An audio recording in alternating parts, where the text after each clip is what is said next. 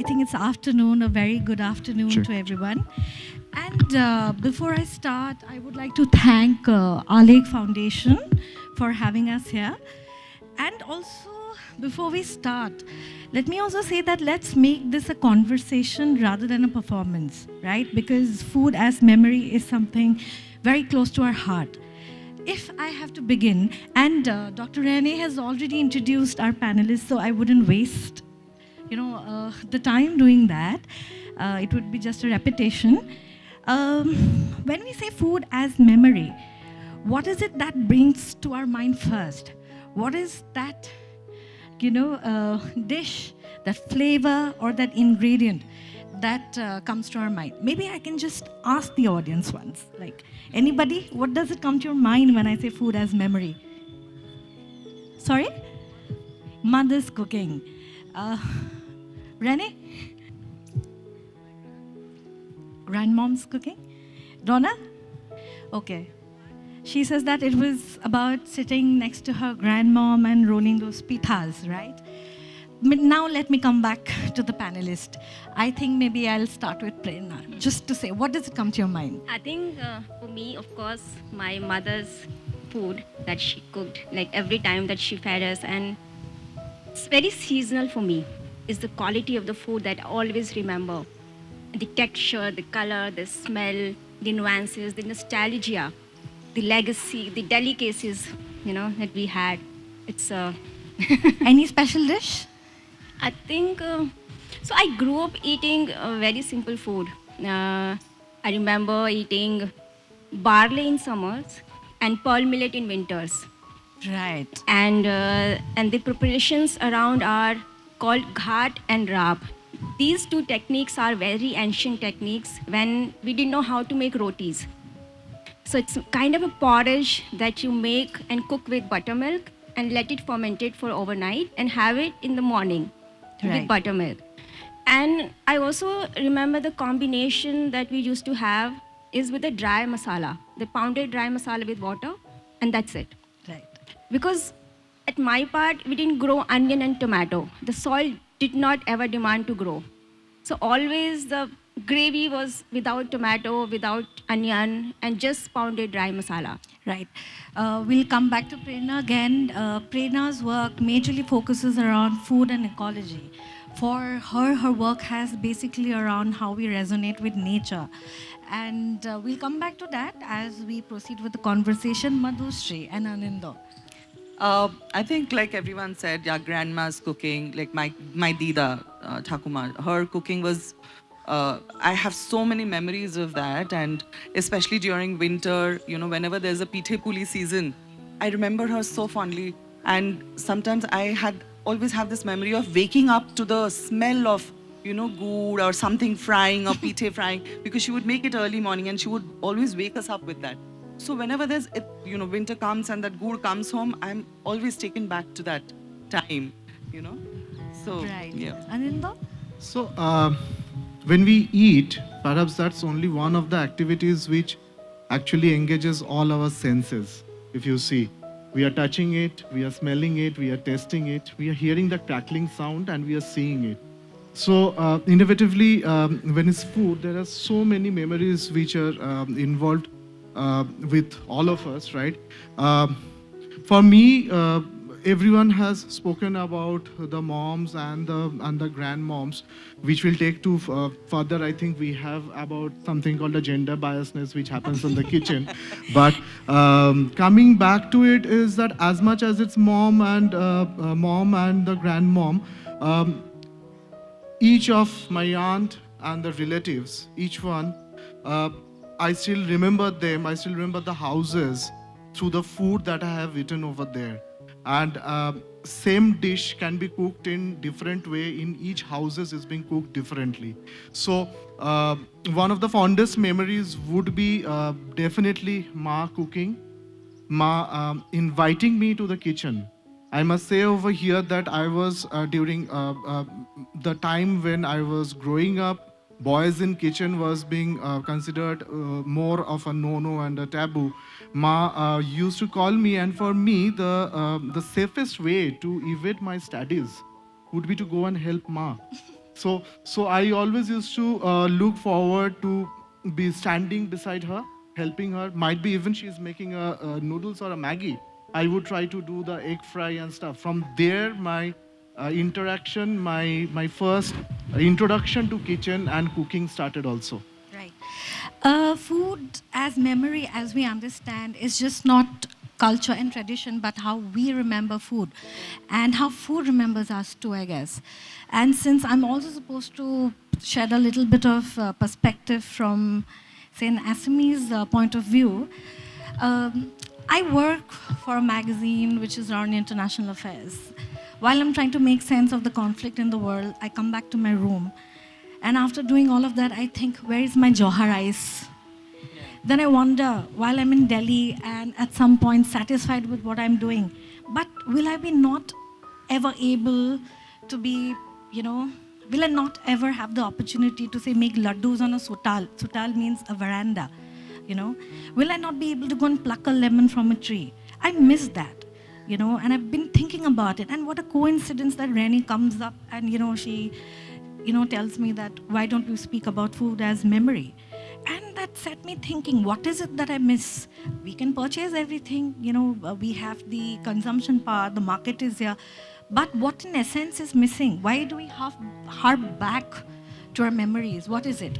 And as I started engaging with each panelist and I tried to understand your journey, what I understood is so much, Food is about our connection with nature, ecology, how we associated. I think I would want Prerna to shed light about the dialogue. What is it and what made you come up with it? Yeah, of course. So I come from northeastern part of Rajasthan, in Alwar district, and this village is very small. So I did my schooling from there, and then I moved to Jaipur for my graduation, and then Bangalore for my communication design. And then after that, I worked in advertising for 6 years. And so we were traveling to Europe just for holidays and traveling to Sweden.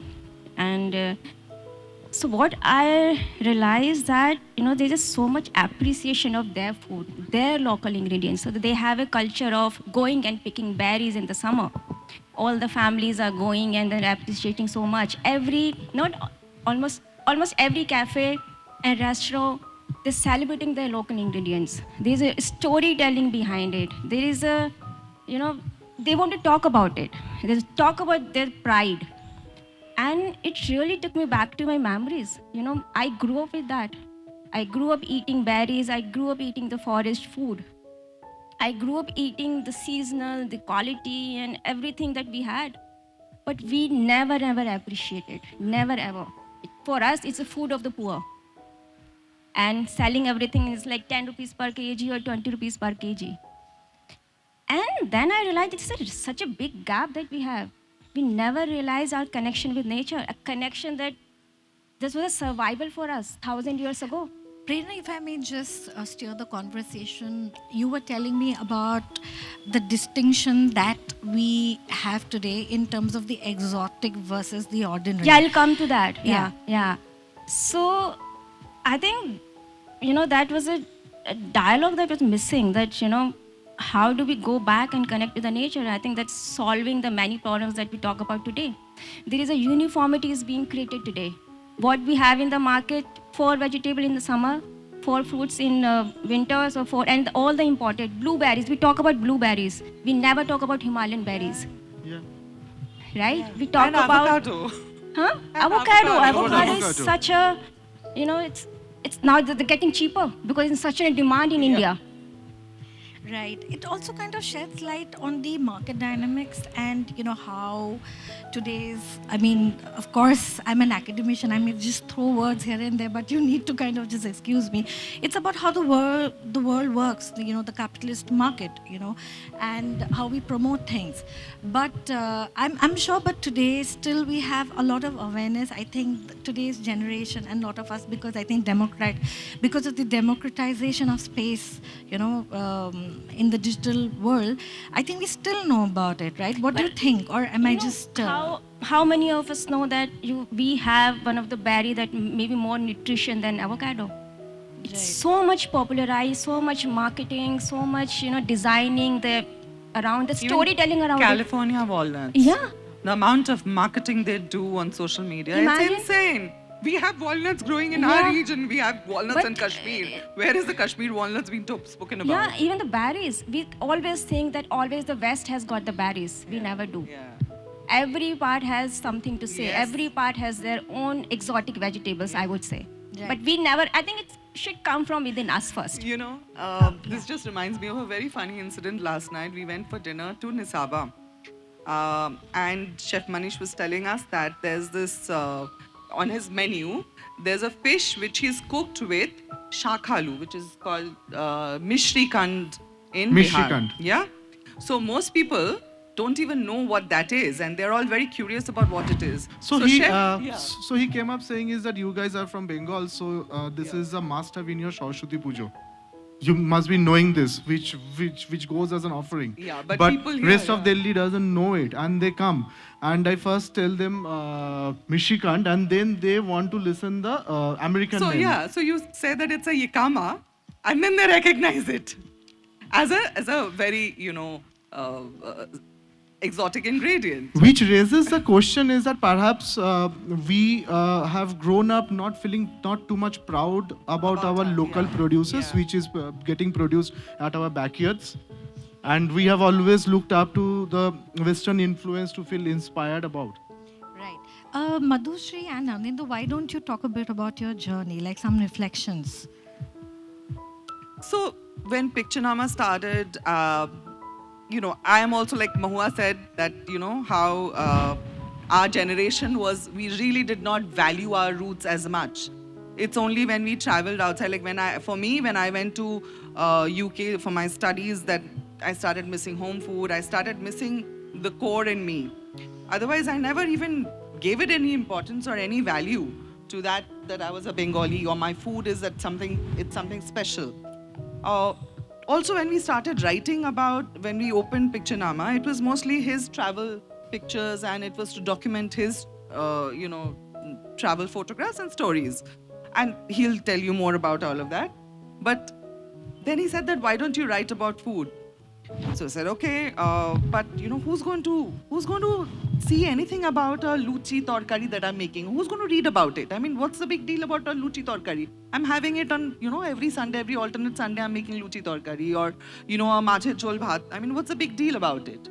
But then it's only when we started writing and documenting these, the small cultural nuances and our food memories, then you realize that how much so many people come forward and they start interacting with you on those particular things and you They kind of resonate. relate. Yeah, they relate. They resonate. They relate to what you're writing. There are so many people like us who are eating the same food or they're missing that food. Especially, actually, we have a lot of audience who actually misses that. And they really, they come and write, stories about how, they miss their mother or they miss their grandmother. Which has been your most watched video? Which videos does Aloo posto. No, we will Aloo come to that. One of the other reasons, also taking a cue from her, is that when we started at the age where we had already started losing some of our closest relatives, Yeah. and one of the triggers for which we did it is that I don't mind sharing over here is that I lost my dad in 4 days. And I could see him going away. And we were discussing, and that's one of the most haunting memories is that I realized that here is someone who is going away, led his life, has done everything, it's okay. But here is someone who is going away, taking with him a lot of stories about me growing up, which no one else in this world will ever be able to tell me. Where is this documented? I will not have anyone else to go back and ask that, what was I doing when I was 3 years old when you started first teaching me? There are no witnesses anymore. Do we archive our personal memories? Because after a point of time, the interaction between a parent and the children become very transactional. We don't sit and chat. Yeah. We check on marks, we check on career, we check on everything, personal life. Where are the stories? So one of the reasons why we started Pictionama was also to archive those stories which someday when our kids grow up, they will know what was happening, which they were not supposed to know at that point of time, right? And when we share these memories, we have seen that so many times there are people who are living abroad who have left their home for so many years. You would not believe, Gungun, they have vivid memories of their mom, their kitchen as a visual medium, right? Their mom cooking, they have vivid memory as if it's like a cinema script they're sharing with us. That my mom used to do this, that my mom used to do that. And that touches you, and we know that we're on the right track. You know, it's very interesting that as I was exploring the theme around food and memory, I was just generally asking people in my office, like there, what is it that comes to your mind?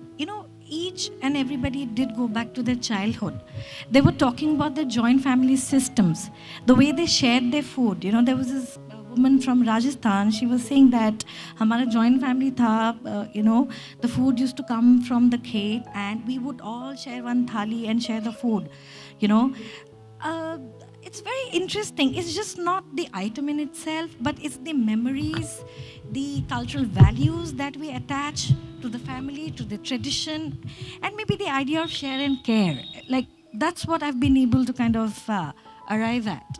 So, Isn't it, Prerna? so I Yeah, will, I'm sorry. Yeah. no, so I will just quickly take a cue from here that when I traveled in Italy extensively, they have one of the rituals that when a girl is married to a family, they have a family heirloom pasta rolling pins, which is being handed over.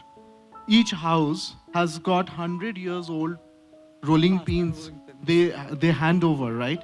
So like us, there are so many small rituals also happen in the kitchen through which tradition and memory gets passed over. We don't document it.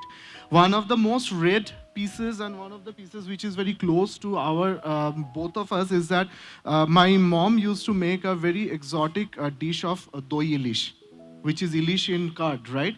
And that was perhaps one of the dishes she first taught her to cook. And both of them cooking, I still vividly have that memory that how it was not a dish getting passed over. It's a family legacy. It's a family heirloom thing. Very, very, may not be exotic, but very, very sacred, which gets passed over.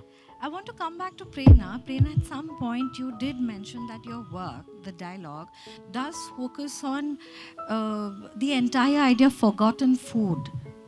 Can you talk a bit about it? Oh yeah, I think so many things. If I go back to my childhood, I remember that in the winter afternoon, and around I grew up in a joint family, and around 3 or 4 o'clock, my aunt and my mother would finish their work, and they would gather the girls and women from the neighbor, and go and pluck and forage the mustard leaves and stem, and chana, black chickpea leaves. That young leaves are very sour. And for that, they will grind masala, pound masala, and wrap in paper and go. And, that memory for me, I think that's almost forgotten. How many of us know that we can also eat that mustard stem? Why this can't be a delicacy now? Why this can't be served in a fine dining restaurant now? So Right. these things are almost forgotten. The experience around it, the way I've experienced, the joy, the stories, the laughter, and everything, the freshness of it, the quality. How much of us know that? How do we choose the product from? If the 2 products are kept, 2 vegetables are kept, how many of us know that it's 1 day old or 2 days old? That my father taught me. Right. So these nuances, it's just getting lost.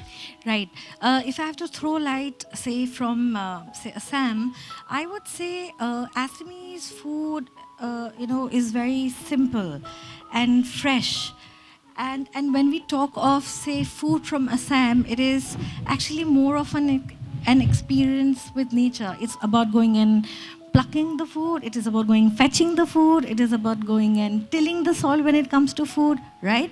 And these are the aspects I really miss today when we do talk about food. You know, food is just, as I already mentioned, not the dish in itself, but the ritual, the process, and the effort that goes into, you know, bringing that entire experience for the family, the community, and the nation together. I would also want to Prerna and Madhushri and Anindo to kind of highlight. Prerna, you continuously kept mentioning about diversity. That, you know, as you were going ahead with your project, there is something that you really realized and felt was that maybe we have not been able to showcase our diversity as much. And what is your take on it?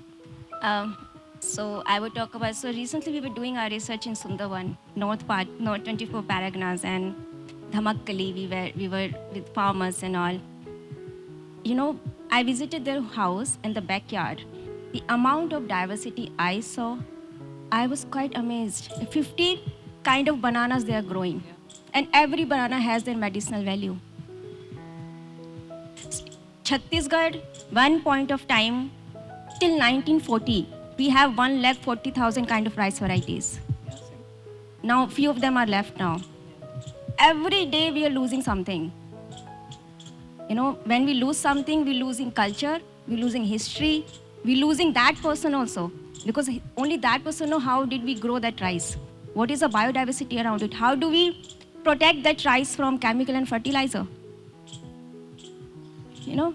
The good part is that I think nowadays it's not big yet, but there are a lot of organizations who are doing, who are doing something about preserving these things or bringing them back. And I think social media has a huge role to play over here also in popularizing these kind of efforts by various different organizations. Yeah, I think also what I look at now, you know, we also look at from the fresh perspective. You know,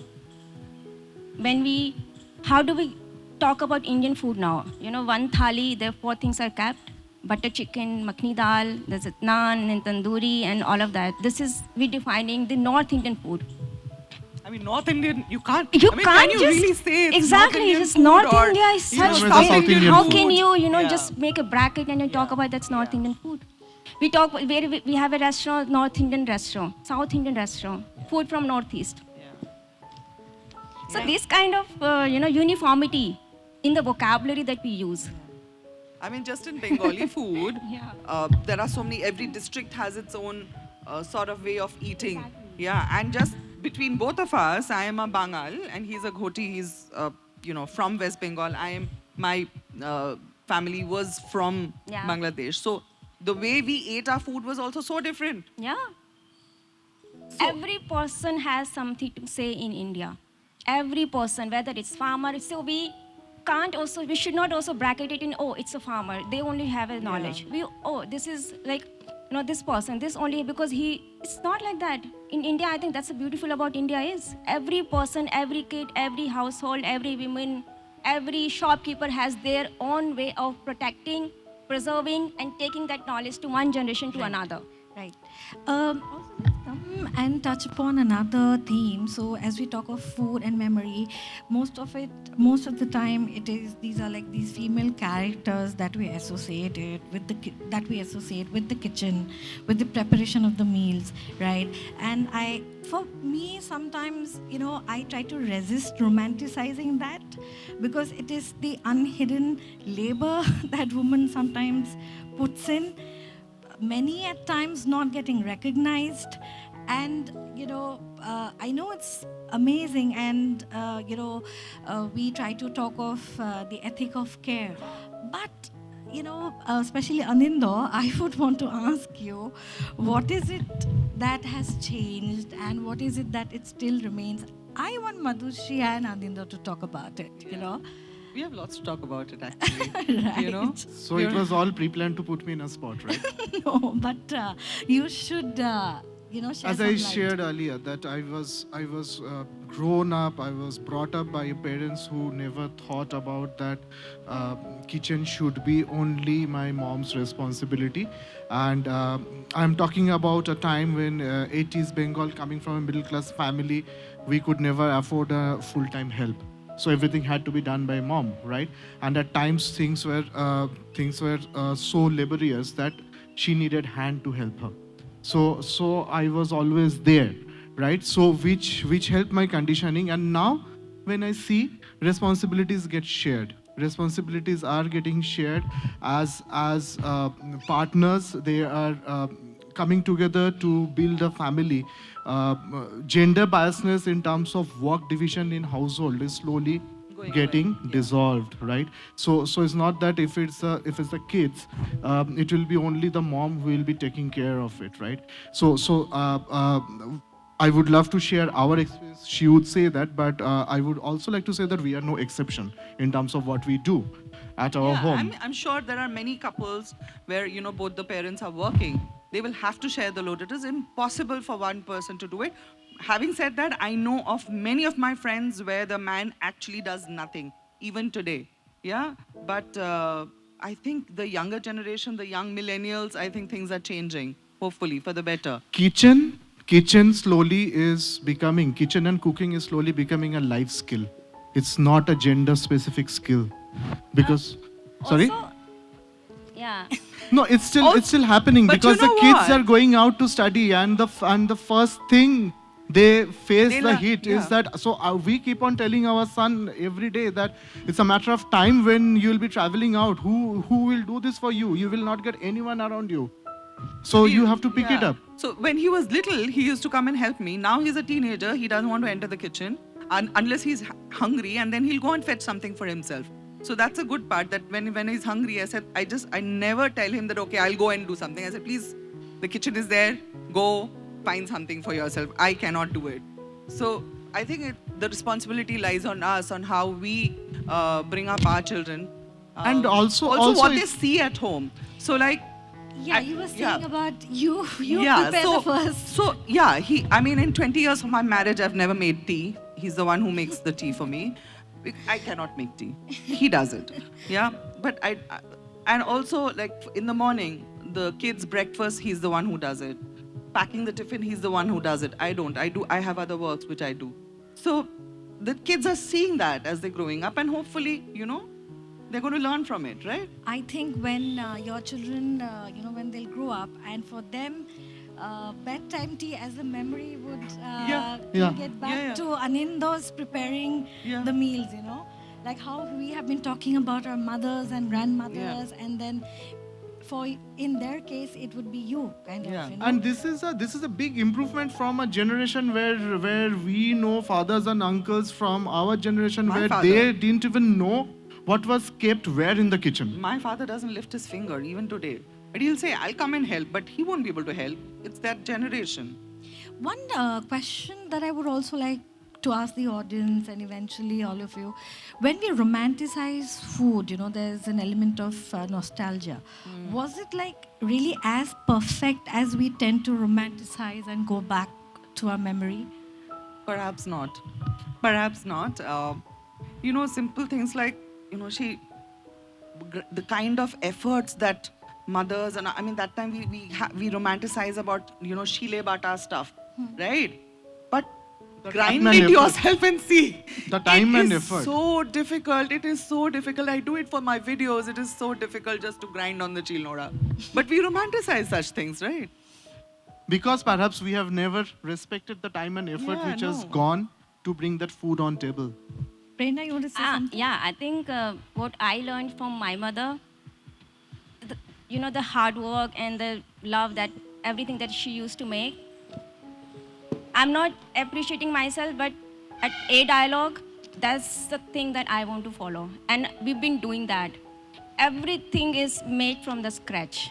Everything. Everything is, if we have an event on the day itself, we never cook in advance. We wake up, we don't sleep for 3 nights. It's like every day we're working, we wake up like 3 o'clock and grinding the way my mother used to do. I want to romanticize now also. And I want to people also say that it's not lost. This is what I'm doing. It's not lost, Yeah. it's there, but that's not something you can do on an everyday basis. It's something, yeah, for a special occasion you might, but the kind of fast-paced life that we have, is it possible to go and do it that way? I think I'm doing it my place. Okay, now Yeah. coming back to another very important aspect, because we talk of food and memory and documentation, right? As I come across Prerna's work, then Madhushri's and Anindor's, with changing times, our methods of kind of dispersing knowledge, documenting knowledge has also changed. I will speak to Prerna, then I will come to Madhushri and Anindor. But before saying that, Madhushri and Anindor, I remember both of you telling me that initially you used to write, and then how you figured out that that's redundant now, Yeah. and why it became for you to stick to Instagram. Because I run a magazine and we write, and and we see that people do not read less, but that's also a challenge of how you want to decimate the knowledge. And Prerna, when you spoke of documentation, your journey has also been very interesting. Of course, while we documenting, there's always this debate around what is authentic and what is not authentic, right? So, where is the challenge of documentation? What advice would you give, and how would you like to go ahead? When we do research, so we remain almost involved in the community and spend time with them, understanding their everyday life and their way of living their life and how they have living their ecological knowledge in every day. So this is the documentation that what I'm doing is recording their voices. That is very, I think, very precious. And not everything, I'm a designer. And as a designer point of view, I can't also record and document every single thing. I have to also decide what things to come out, what things to talk about. So as a designer, I'm making decision in a documentation and I'm delivering that in social media, what to post, what to not to post. And I also have to be very, sensitive about their knowledge. If something is like very precious to them and very rare, I don't do that. So documentation is almost like totally experiential. I'm talking to 3 people, 3 housewives, and going and talking to them, and just they're talking about their knowledge, their way of learning, and their way of, there is a video from Chhattisgarh. I did a project from Chhattisgarh Biodiversity Board, and there was a forest guard who sleeps in the jungle. And I wanted to go with him and I wanted to experience his own way of understanding the knowledge. So when we went with him, he was, he said, just be quiet, just listen to the bird voice. And he remained quiet for at least almost 45 minutes. My hand started, hurting me. And he kept going. So I want to tell to that this is so precious. How do I make them experience to you? Right. So, these kind of nuances, these kind of the knowledge, how do we document them and how do we take out? You have some publications, Prerna. Oh, yeah. Can we have them? Meanwhile, I can move to Anindor, about documentation and your journey on Instagram and connecting with people today and Gen Z, maybe. If I'm not there wrong. are actually a lot of Gen Z who, nowadays I even come across a lot of young people who come up to me and they said that, oh my God, I follow you guys and you guys do such a great job. You all helped me in my hostel days. Somebody saying help me in my, You have in been a my savior first for job. us. Yeah, Right. those kind of stuff. Right. So initially we were writing long form, but when Instagram came and do you want to show this first? No, you please Yeah. continue. Yeah. So when Instagram came and so then we realized that just a photograph won't do. We started making videos. And then what happened? And we were writing in the caption. Then we realized people don't even read the caption anymore. The biggest challenge today we are facing is that the average reading time is going down due The to challenge of chal- retention. The challenge Yeah. of retention, the average reading time. For an example, today we all know that the overall print media is under threat, right? How many in-flight magazines in India have shut shop? And there was a point of time when we started writing on our blog. I have had bylines in those magazines. They are no longer in existence Right. because it's a very market driven thing which happens out. For us, the purpose is that we want to send a message across which is archival as well as talking about our culture, right? If my target audience, the majority of my target audience is there in one medium, I would try to speak over there, right? Yeah. The same way they say that if younger audience is attracted to a craft, right, the existence of that craft is more or less guaranteed, at least it will be there. Like the way they say that in cricket field, if you see youngsters coming in, you know the future of cricket is there. In classical music, if the youngsters are coming in, you know the future is there, right? So it's the same way we analyzed, we saw a lot of young and majority of the generation are trying to connect with us over Instagram. So you saw that documenting your experience through Instagram did make Yeah. a huge change, Yeah. right? But at the same time, we never stopped writing. Yeah, we still Writing do comes that as a passion. parallelly. So for each recipe that goes out, there is a bigger backstory which is there, which is getting archived also. Also in the recipes, when we are doing the videos, we realize that if we are writing in the caption and we are just setting out the video, then people are thinking that I'm just sharing a recipe. I don't want to share a recipe. I want to talk about that food. I want to talk about that memory associated with that food. Yeah, so in turn, I'm also speaking about the culture of my culture. So that's when we started giving voiceovers and writing down scripts where we are talking about the story or a small memory of that food, or maybe of just that time, just the season. And Right. these are the stories of the season, of the festival, because food is everywhere. Right. Another thing, Prerna, sorry, Junjun, I want to say, because we do it primarily in English, because that's how you reach out to a larger audience. You reach out about, the idea is not to promote a recipe. The idea is to promote the culture. So Bangali already knows what I'm doing. I want the other people. I want other people to know about Bengali culture. So how do I do that? So I use a lot of the Bengali terms when I'm speaking in English. A mathe jhol and a fish curry are very different things. So And we mathe jhol stick to remains it. mathe On purpose, jhol. Yeah, we stick to that. it. A Because mangsho that's what jhol is gives the mangsho brand jhol. identity. Yeah. Yeah, what I understand, culture as a memory has a vocabulary, Yeah. it has ingredients. You A talk garam about masala is relationships. different from garam masala. Right. Yeah, like Bengali garam masala is different. It's just 3 ingredients. It's not like tons of 20 different ingredients in a garam masala. So it's garam masala. It's different. Right. I think we have a little bit of time. Do we? Prerna has documented her work. Why don't you kind of just maybe share with the audience?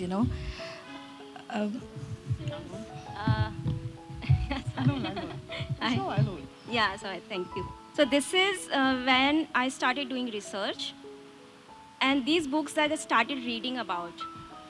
Right. And these are wonderful writers, and I think reading these books, only I got understanding of what ecological knowledge is. What does the title say? This is ethnobotany of the primitive type in Rajasthan. Right. So when we talk about botany and when we talk about ethnobotany, so there's a difference. Botany is just about reading the plants and reading the fruits, but ethno is something my personal connection with the plants. So it's related to culture, it's related to rituals, festivals, and celebration, and all related to ecology. So, but what we realized, so what we realized that how many of us reading this research? You can show it to Yeah, how many of us reading this research, right? So it's very important to how do we talk about research now? Can we make it more experiential? Can we make it? So that's when we did our this project with India Art Fair and French Institute. They supported this project. It's called Dhanau. It's in Barmed, western part of Rajasthan, and we published the research. And this has come out so beautifully.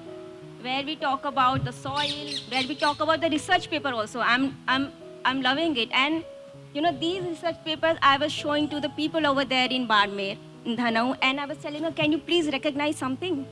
Because it's written in Hindi also. And they were making the tick mark and recognizing. So that was such a beautiful thing. And this is the landscape of Dhanau. Barely any plant. I took it from the plane. And this is the soil of the Dhanau and the Barmer. So this tree I want to talk about, this is the khejri tree. And, so thank you. And this tree is Can I hold it? it's a part of the ecosystem. They worship this tree because Dhanau has such a got a fragile ecology where hardly they have any rain. Soil is not fertile, so they can't grow much. And 6 months they have extreme climate like 50 degree. So they have to preserve and conserve for the next 6 months. This tree is almost every part of the tree is edible. You can eat pods, you can eat root, you can eat the bark of the flower. At one point in time, they were doing that. So, you know, this is the fruit pod that the tree has, this is the bark, and this is the gond. That this tree has the gum also, that they use it. So it's a beautiful, beautiful project. And this is the Luni River. Why Luni? Because it's salt, it's just a salt in it.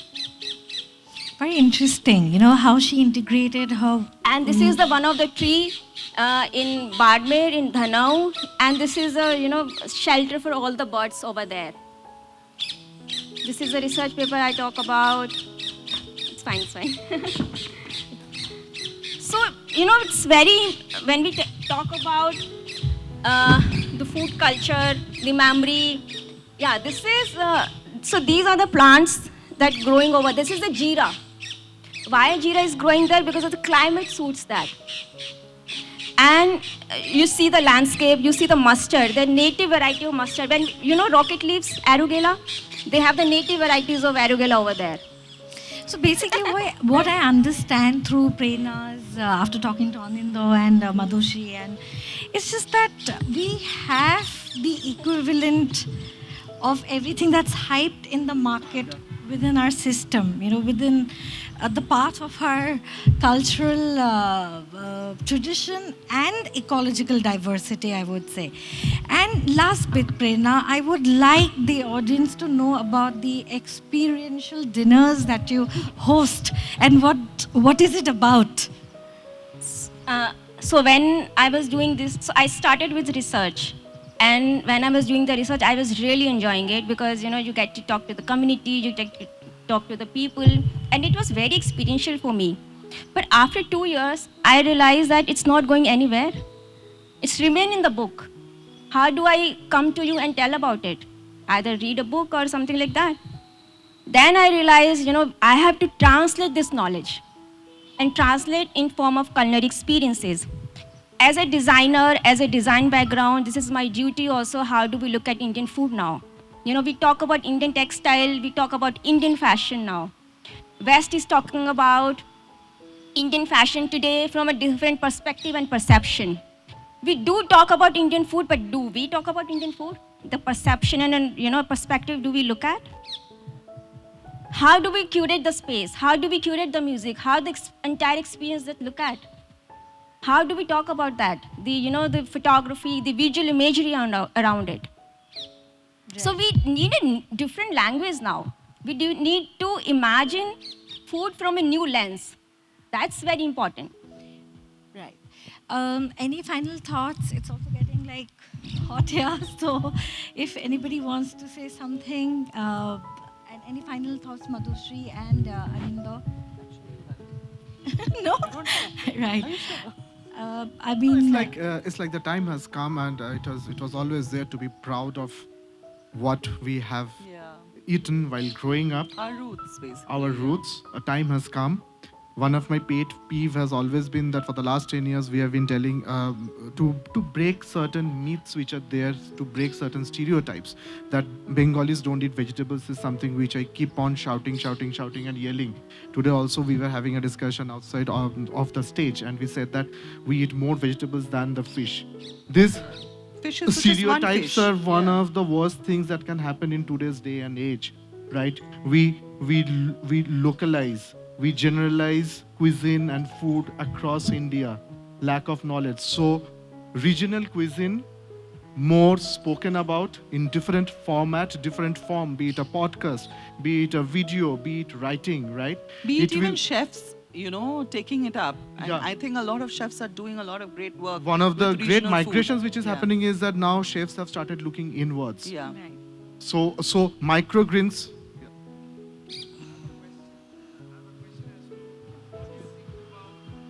Corporatization of cuisine that's happening. Say, for instance, the Tibetan momo has become so famous, and Wow Momo has taken up. So, this entire corporatization, I want to ask you, especially because you work in that field, as to how do you look at that? See, I think, that uniformity that we have created, and we are the only one that we have to go to and seek for the diversity now.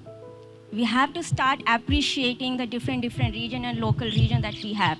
We need to talk about it now. So the project that we are doing, have been doing in the summer, that we did the genetic diversity of melons. In summer we always mangoes. But at my place, we never had mangoes, only melons, like 100 and 1,000 kind of melon. And when I was doing that, can we talk about melons? Just an experience on the basis of melons. At dinner, where we only talk about keystone species, only talk about Aravlis, spring of Aravlis. We need to start from somewhere. We need to start a dialogue from somewhere. And I initiated it. I think now it's everyone's dialogue. I want everyone to talk about it. So what happens, in my opinion, coming back to you in the answer, corporatization till such an extent where it doesn't get to fusion, I'm very much okay with that. So you have taken the name of a certain brand who is in news for all wrong reasons. Now let's not go there. But chocolate momo will never be appreciated by any of the home chefs or someone who is making home momo at home. But Or even fish. or even fish. But They what started doing happened Ilish is that- momo. What's hell was Ilish yes, momo? there was once upon a time an Ilish momo, and we raised our voice that what happens to a head to tail, because Ilish is so rare and it's on the extinct, And you're right? using it for momo. What is wrong with you? Ideally, every year we shout that you please don't buy any Ilish which is less than 1 kg. By doing that, you are only ensuring that your future generation will never be able to lay a hand on an Ilish, right? But what happens is that when is a corporatization today, if we look around, how many home chefs have come to limelight, but just only doing momo? There is a confidence, there is a support. Today what Prerna is also doing is that the entire country is now looking for localized experiences. Yeah, I think that's growing, and also, social media, and people want to experience these kind of things. So there are so many unique pop-ups that happen across the country, and that's a great way to promote and talk about your own cuisine. And like Amar Khamar is doing such a great job with rice, and Yeah. I there love are, them. like, Yeah. great Not job many with rice. knows that we didn't know that there are around about 300 So many varieties of kinds rice in I Bengal. mean, Beautiful you work talk they are about doing. rice, people talk about only Yeah, basmati, yeah, and otherwise in yeah. Bengal it's So I Govinda think we Bhog. need to start Come from on. somewhere. Yeah. I think the Tibetan momos will never go anywhere. They will be always, because we made choices. The choices are always there. But we need to start a dialogue, or we need to start Yeah. from somewhere to Yeah. talk about our local ecologies and local identity. Maybe we have to give them options.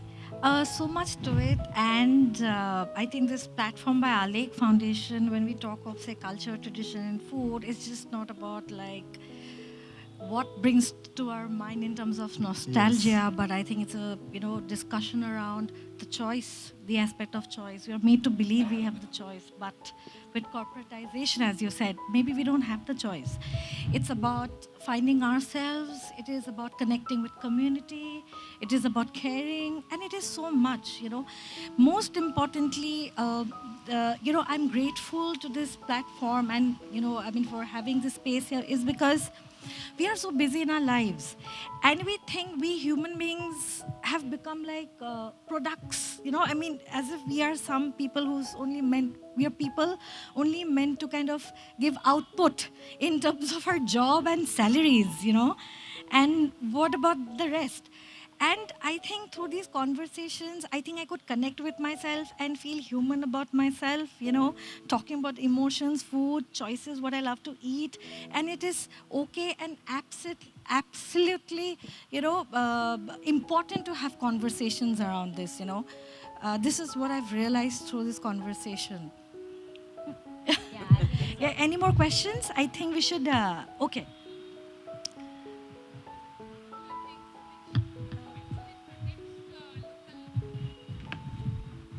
Thank you.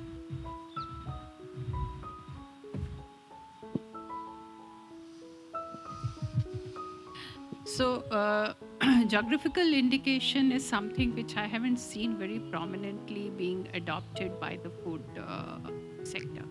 Any thoughts on that? Why is it so?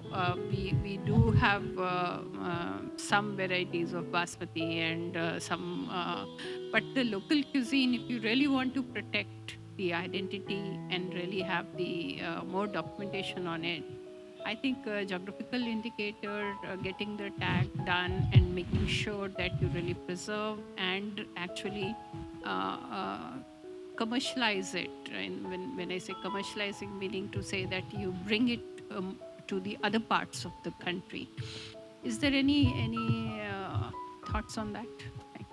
I think it's not an easy job. It's a very difficult job that would require. GI tag. Yeah. So I think we've been doing that. The government At government level, it like Govindpur got yeah, its yeah. GI. Yeah.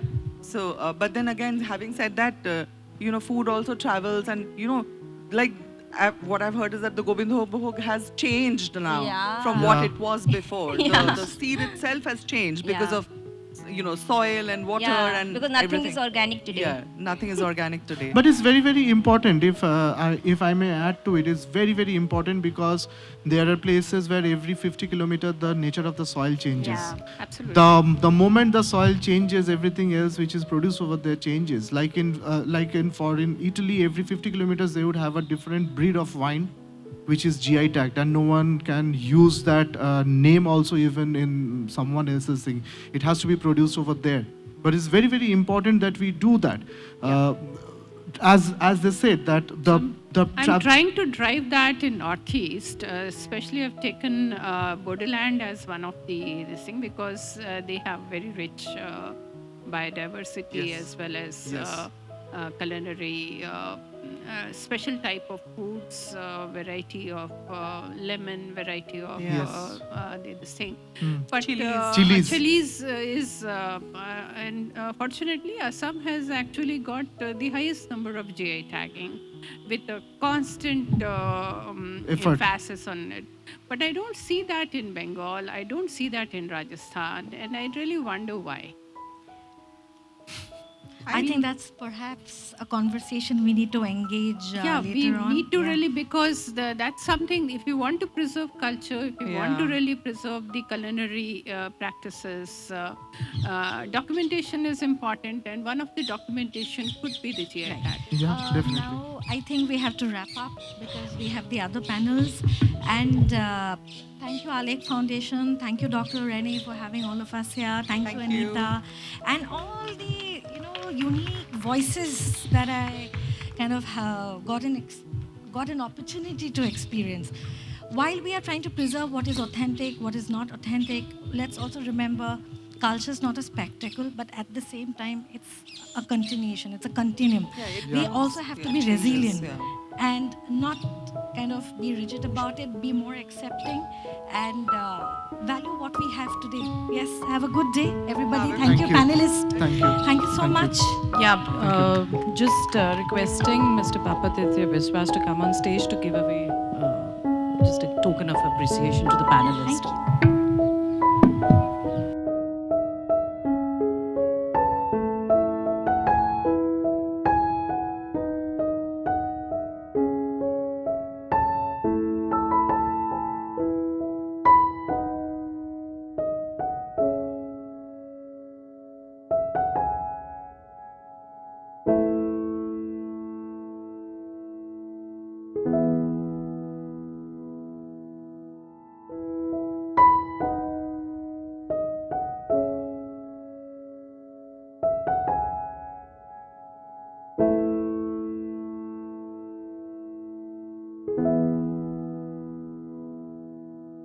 you.